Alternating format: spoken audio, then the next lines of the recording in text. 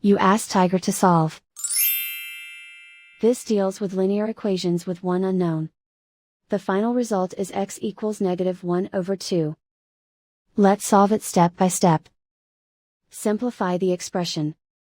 Group like terms. Simplify the arithmetic. Group all constants on the right side of the equation. Subtract 1 from both sides. Simplify the arithmetic.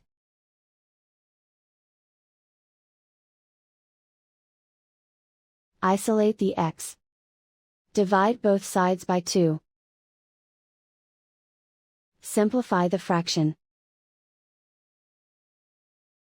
And so the final result is x equals -1/2.